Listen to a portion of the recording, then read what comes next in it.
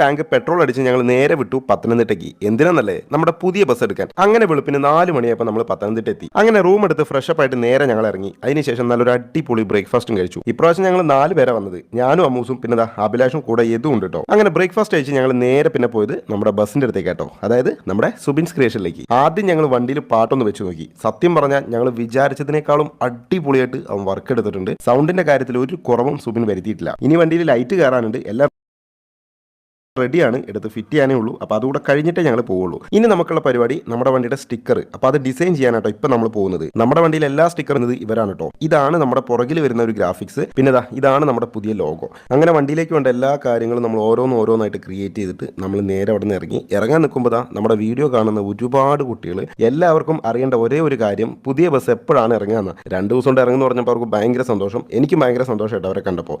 അങ്ങനെ ഫുഡെല്ലാം കഴിച്ചതാ നമ്മുടെ സ്റ്റിക്കറൊക്കെ എടുത്ത് നമ്മൾ നേരെ നമ്മുടെ ബസ്സിൻ്റെ അടുത്തെത്തി. അവർ 3-4 ആൾക്കാരുണ്ടായിരുന്നു കേട്ടോ. അതുകൊണ്ട് പെട്ടെന്ന് തന്നെ വർക്ക് കഴിഞ്ഞു. പിന്നെ നമ്മുടെ ഫ്രണ്ടിലെ ഫോണ്ടിൽ ചെറിയൊരു മാറ്റം നമ്മൾ വരുത്തിയിട്ടുണ്ട്, ചെറിയ ഷെയ്ഡൊക്കെ കൊണ്ടുവന്നിട്ടുണ്ട്. പിന്നെ നമ്മുടെ ലോഗോ ബസ്സിന്റെ 2 സൈഡിലും അതുപോലെ ഉൾഭാഗത്തും വരുന്നുണ്ട് കേട്ടോ, നമ്മുടെ ഡോറിൽ. പിന്നെ നമ്മുടെ ഇൻസ്റ്റാഗ്രാം ID, അതുപോലെ ബാക്കിൽ നമ്മൾ ചെയ്തിട്ടുള്ളത് മലയാളത്തിൽ വയനാട് എന്നുള്ളതാണ്. പുതിയ ടൈപ്പിലാണ് അതും ചെയ്തിട്ടുള്ളത്. അപ്പോൾ ഇതാണ് നമ്മുടെ വണ്ടിയുടെ ഒരു ബാക്ക് സൈഡ് എന്ന് പറയുന്നത്. എങ്ങനെ ഉണ്ട് എന്നുള്ളത് ഒന്ന് കമന്റ് ചെയ്യണേ. അപ്പോൾ ബാക്കിയുള്ള എല്ലാവർക്കും നല്ല സ്പീഡായിട്ട് തന്നെ നടക്കുന്നുണ്ട്. അപ്പോൾ അടുത്ത വീഡിയോ നമ്മുടെ വണ്ടി ഇവിടെ നിന്ന് ഇറക്കി കൊണ്ടുപോകുന്ന വീഡിയോ ആയിരിക്കും. അപ്പോൾ എല്ലാവരും വെയിറ്റ് ചെയ്തിരിക്കുക.